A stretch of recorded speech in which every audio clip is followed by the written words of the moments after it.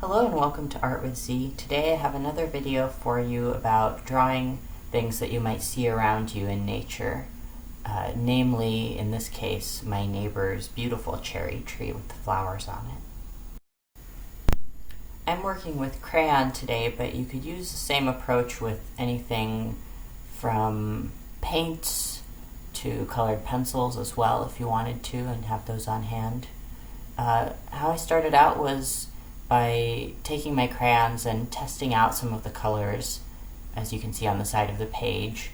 and then just pressing very gently, blocking in the green shapes of the tree foliage and the sort of smaller shrubs and things near it. I like to start right from the beginning by using a pretty wide range of greens, looking at the tree in front of me to see where there are warmer greens, that is to say ones with orange or yellow tones, and cooler greens which have more bluish tones.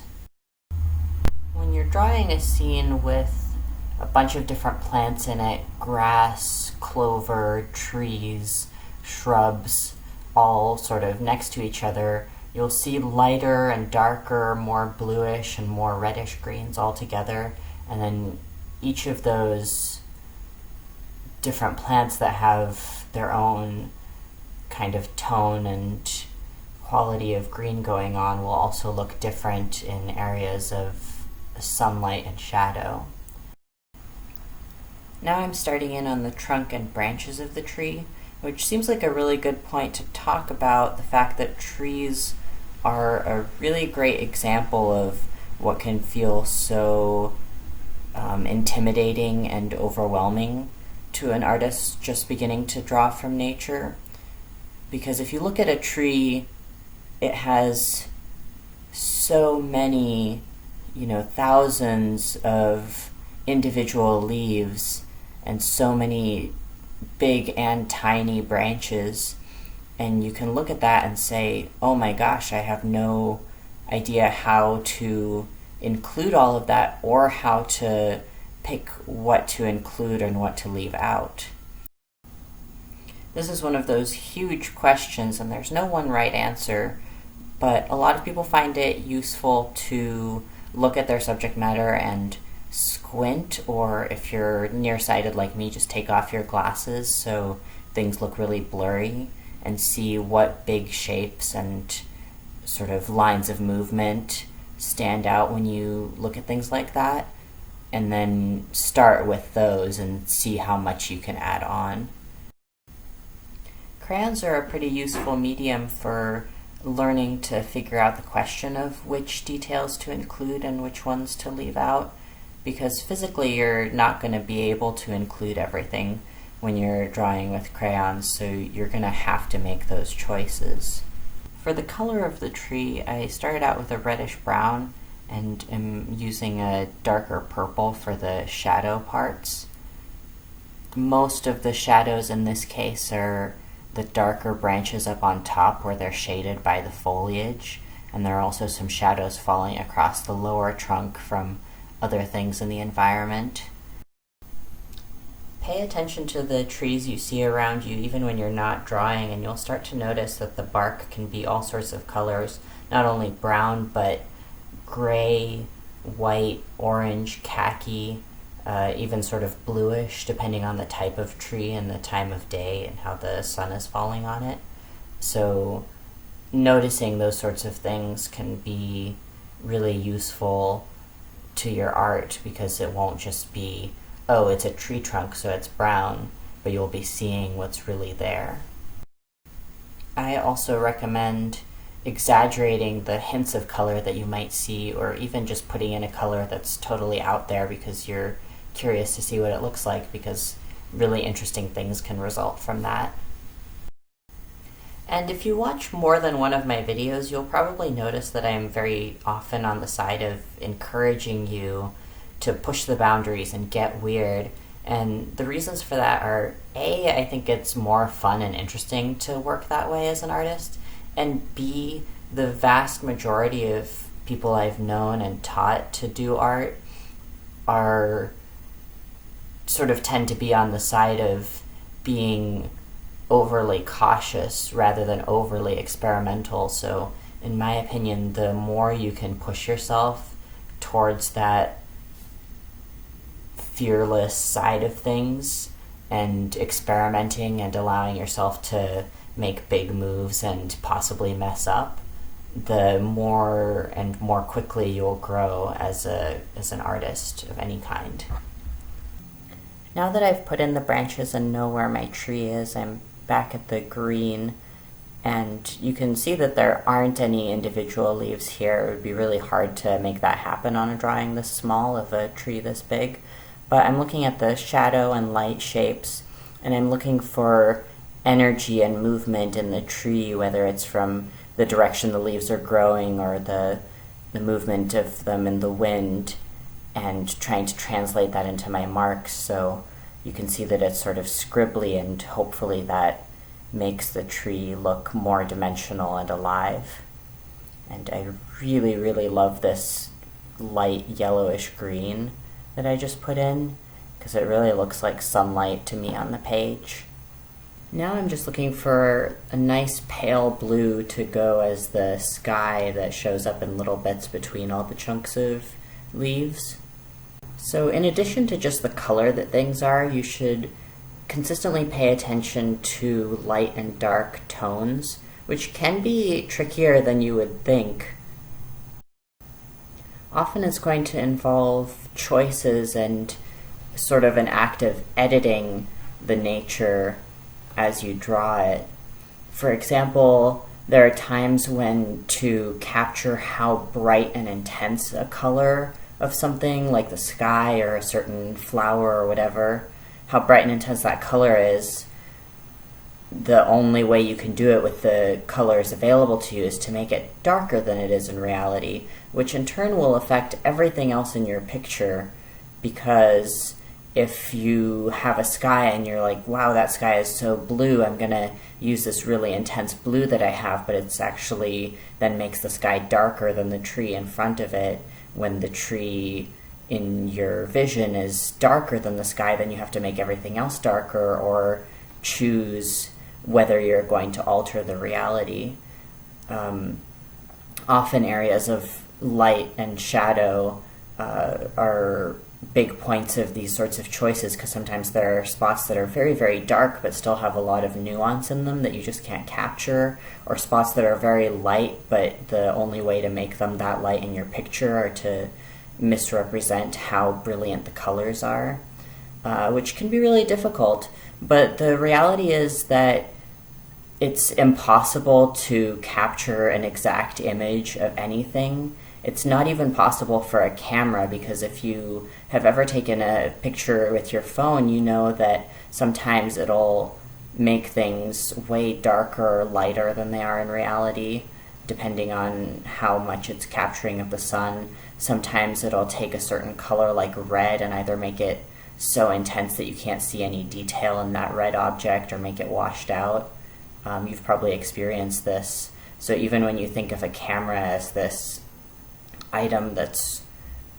more accurate than you could ever be, in a way it's not, because it doesn't have the brain that you have to select what's important to catch in the image. To me, if you take that artistic limitation as an empowering thing and say, okay, so I'm going to look at the world in front of me and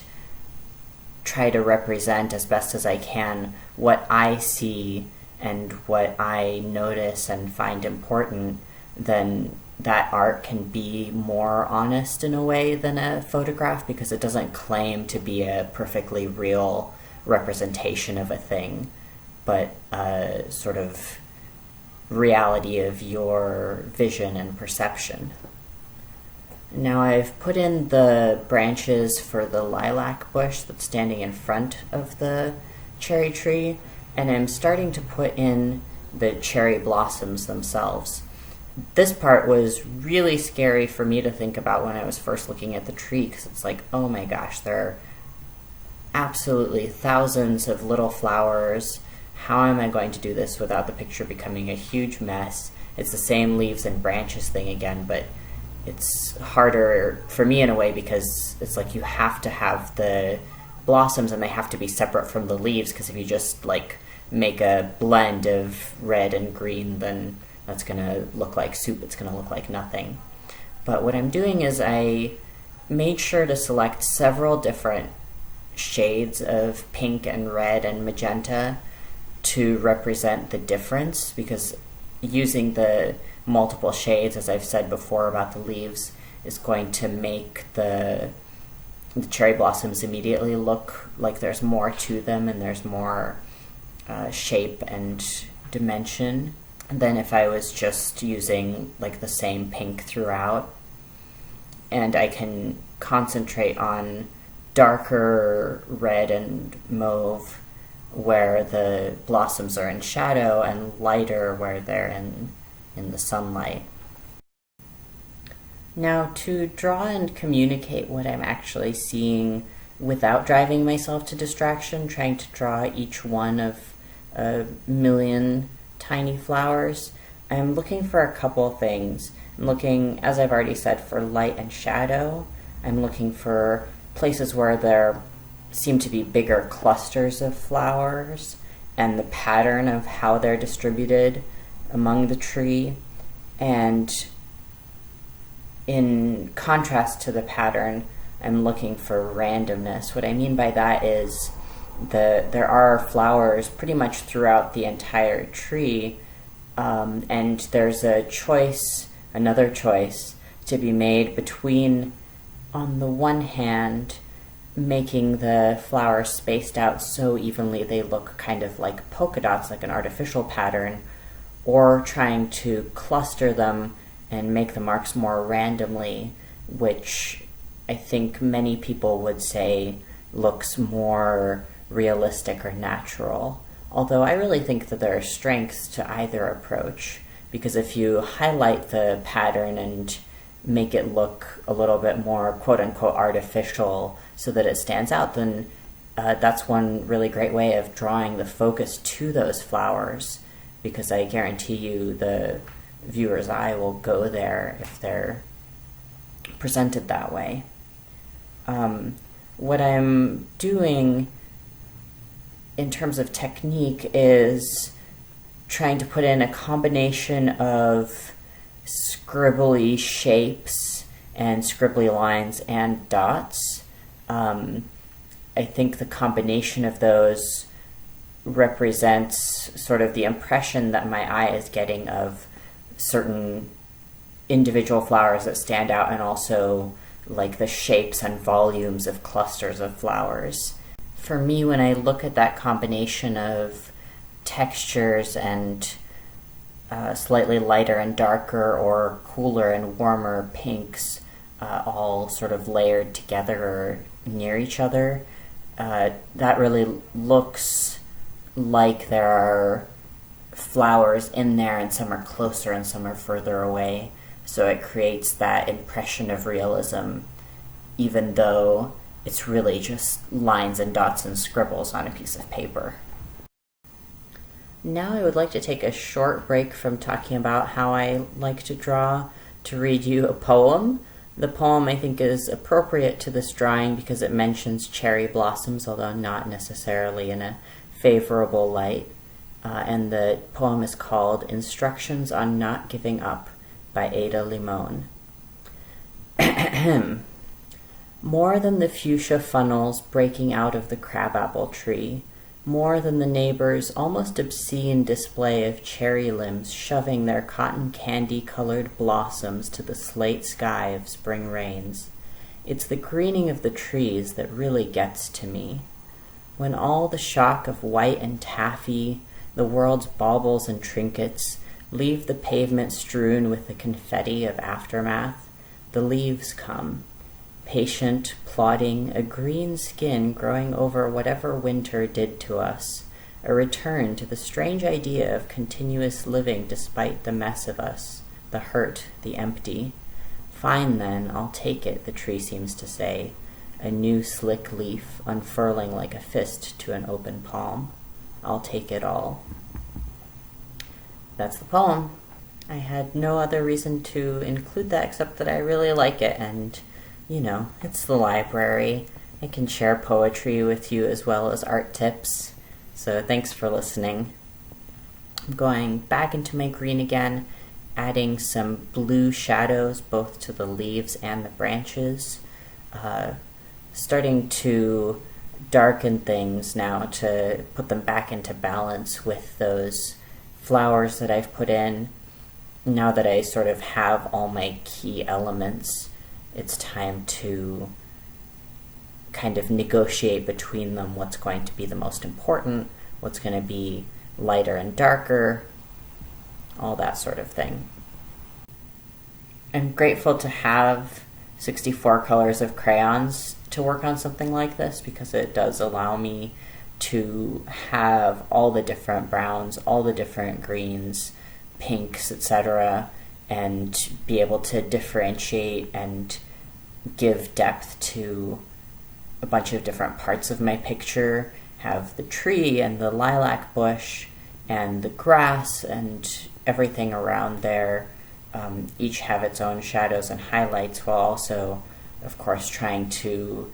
spread the main colors that I use throughout, so there's not just like this one green that only shows up in one space in a really jarring or noticeable way. But it's also good to remember that you can create art of something like this with a much more limited palette. In fact, a great challenge to do sometimes is if you see something like this that really captures your attention and that you really want to draw, you could start by setting a timer and taking, 15 minutes each to do one version of the same exact thing with all the colors at your disposal, and then one version in 15 minutes with only 5 colors that you choose in advance that you can mix but not add any other crayons to, and then do one version in 15 minutes using just a graphite pencil or just a pen, so you have to stick with that black and white or grayscale color scheme, and sort of seeing what you learn from what you're doing. Ooh, what is my arm doing there is the real question.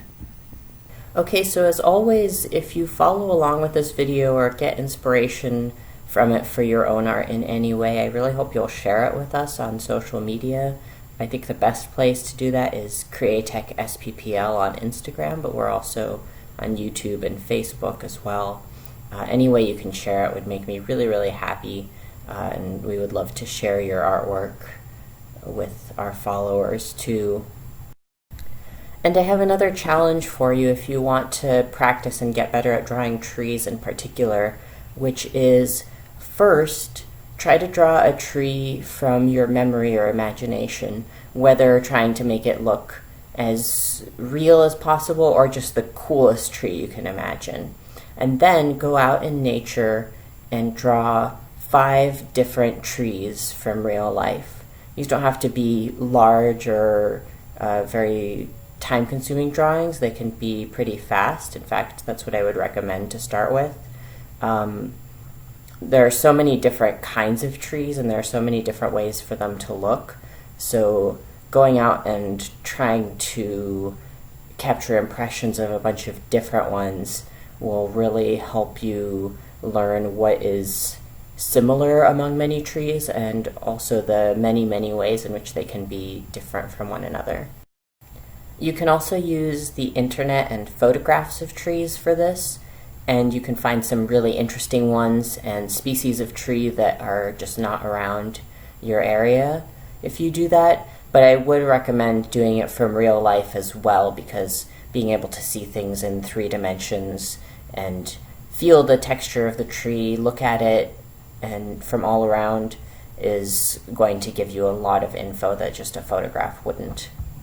Now I'm going in and putting some of the same dark green throughout the cherry tree to balance out the intensity of the flowers and make it so that the leaves don't look entirely pale by comparison.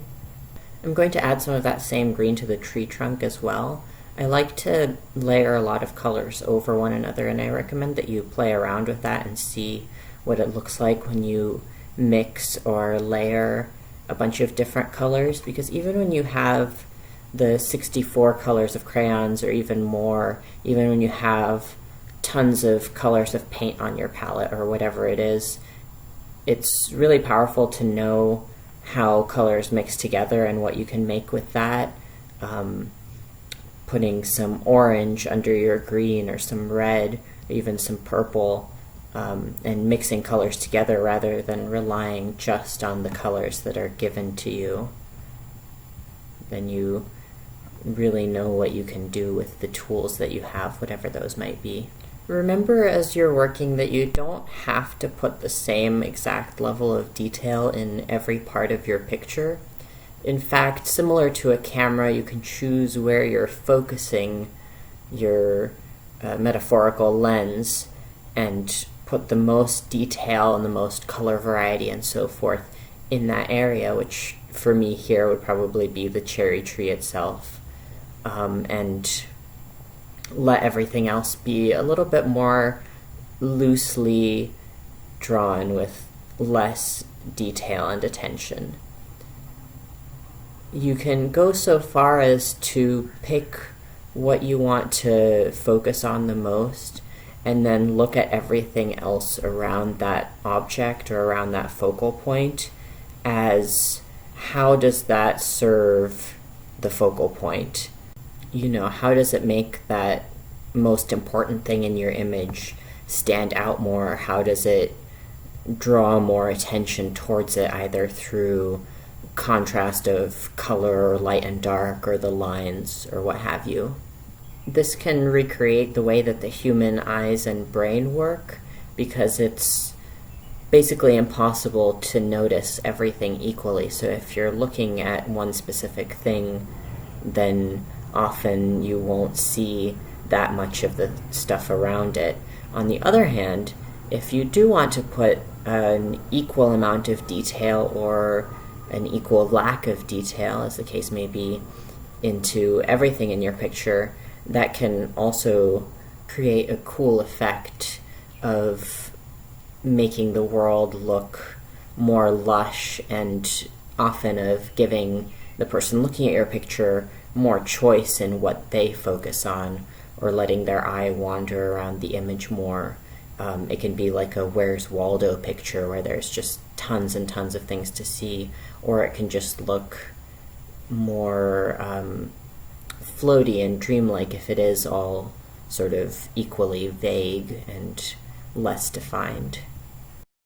The point is that there are more possible ways to approach drawing this tree than there are leaves on it. For example, I just darkened the lilac bush some more. I'm going in with my lighter yellow to add more sunlight, and I'm about to put in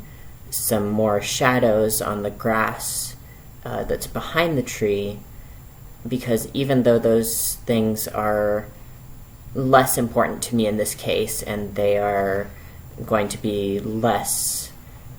distinctive, less visible for exactly what they are, they help to create a sense of the world around the tree and the environment that it's in. So I'm using some dark green and dark blue for that to make a distinctive shadow that brings the tree forward. But you could also create a sense of interest in the tree and focus on it by having it just float on a plain white background, almost like a scientific illustration of the tree. And my drawing, for the most part, consists of many, many overlapping scribbles of different colors, and I really love how that looks, because to me it creates a great effect of light and shadow filtering through the leaves, of color and movement and depth, so you can almost imagine that you are able to see through the leaves to the sun and sky on the other side, and I think that's really cool. But you could also say, when you're starting out, look at how interesting the shape of the tree is, of the shape that the leaves make as a whole, and you could take just one or two greens and make a big blob that captures that entire shape of the tree's foliage. And that would create, in the end, probably a totally different but equally cool and beautiful impression of the same exact tree. That is why it can be so fun to have a group of different people try to draw the same object at the same time and see just how differently every person's impression of that object comes out. That could be a good socially distanced activity to do with a couple of friends. Just grab your masks and stay the 6 or 10 feet apart, and take some paper and drawing supplies and just go out and set a timer again to all draw the same tree or the same house or whatever you see that captures all of your interest. And then compare what you have at the end, and I promise you that it'll tell you a lot about how you and your friends see the visual world differently, as well as the many different ways there are to represent the same object in art. Now, when you've been working on one picture for a pretty long time, it can be easy to sort of get tunnel vision. You may have noticed this if you've ever made a drawing and stepped away from it for a couple hours or come back to look at it a day or two later and realize that it looks way different from how you remember it. And it can be useful to take a break when you feel like you're getting close to the end of your drawing, even a short break, because sometimes a longer one isn't practical to do if you're drawing out in nature. But if you take that break and you focus on the nature in front of you that you're drawing and look for what you notice, what you think the picture might be missing for those final details, and then come back with a bit fresher eyes, then that can give you the focus you need to know when you're done with your picture, which, as I've talked about in other videos, can be quite tricky. Because there's not anyone who pops out and says, okay, now it's time to stop. Which I would honestly find super convenient and useful if there was a person like that. Although if I think about it some more, I probably would just end up arguing with that person all the time, because I don't really want people to tell me what to do with my drawings. With crayon in general, you're going to be working from light, pale marks up to darker and more intense ones, because you can't really erase or add light color on top. But it can also be useful to take a lighter color and go over a big area to blend those darker colors into the light color. And it's also good to remember that if you want to add a lighter area over something that you've already filled in with dark that you can't go over, or you just have a spot that you don't like and want to do over, there's absolutely nothing wrong with just taking another piece of paper and gluing or taping it over that part. Gluing is a little bit better because it won't be as noticeable, but it was totally revolutionary to me when I found out that people just take Post-it notes or glue scraps of paper onto specific areas that they want to redo, and there's nothing weird or wrong with that, it's not cheating. In fact, you can sort of do a collage thing if you want to use something like this as a background for your favorite anime character or a portrait of a loved one or anything. You can draw that on another piece of paper and just attach it on top if you don't quite feel confident yet that you can combine drawing people or drawing whatever other subject you want to draw with drawing nature that you want to use as a background. The point is, if you give it some thought and listen to yourself and what gets you excited and makes you happy about drawing, then you're going to have more fun and create better and more exciting art. I'm going to darken the branches of this lilac bush because it's standing in front of the cherry tree, and hopefully that'll make it a little bit more clear. There's also a fence in between them in real life, but I didn't feel like drawing that, so I just left it out. All the greenery is looking pretty dense at this point, but I had a very strong impression of the cherry tree that a lot of the branches and the leaves on them are reaching and sort of flowing in one direction, which in the drawing is the right-hand side of the page. And I'm hoping that the movement and lines in my drawing communicate that and create that feeling in anyone who looks at it. What do you think? Can you see that directional energy that I'm talking about? Now I'm going to take some light sort of scribbly lines with the green and put in some color for the grass behind the tree, and just a few more touches on the sky and the ground, and I think I'm going to be done. Thank you so much for watching my video. Have a good day, take care of yourself, and please share your own artwork on the Createch social media with us. We'd love to see it. Until next time, this has been Art with Z. Bye.